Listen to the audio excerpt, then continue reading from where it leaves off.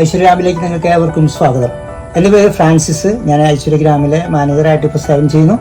ഇവിടെ 35 വർഷമായി ഞാനിപ്പോൾ ഐശ്വര്യഗ്രാമിൽ ജോലി ചെയ്തു വരുന്നു. 1988 ഓഗസ്റ്റ് 15 ഈ ഐശ്വര്യഗ്രാം ഇവിടെ ആരംഭിക്കുക. സേവ ഫാമിലി പ്ലാനിൻ്റെ ഒരു പ്രോജക്റ്റായിട്ടാണ് ഐശ്വര്യഗ്രാം ആരംഭിച്ചിരിക്കുന്നത്.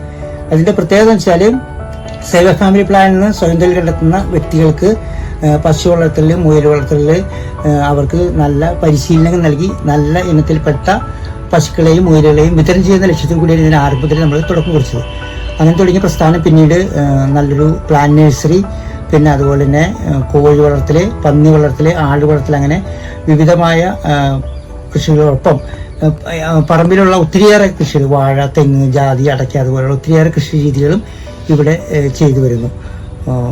ഒത്തിരിയേറെ ഏറ്റവും പ്രധാനമായിട്ട് ഇവിടെ ഹൈലൈറ്റ് ആയിട്ട് നിൽക്കുന്നത് നഴ്സറിയാണ്. നഴ്സറിയിൽ ശരിക്കും പറഞ്ഞാൽ 200-ൽ പരം ഫലവൃക്ഷത്തൈകളും പൂച്ചെടികളും അലങ്കാര ചെടികളും ഇവിടെ ലഭ്യമാണ്.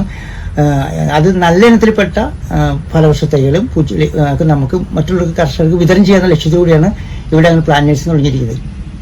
ഏറ്റവും കുറഞ്ഞ നിരക്കിൽ നല്ലിനം ഫലവൃക്ഷത്തൈകൾ വിതരണം ചെയ്യാനുള്ള ലക്ഷ്യമാണ്.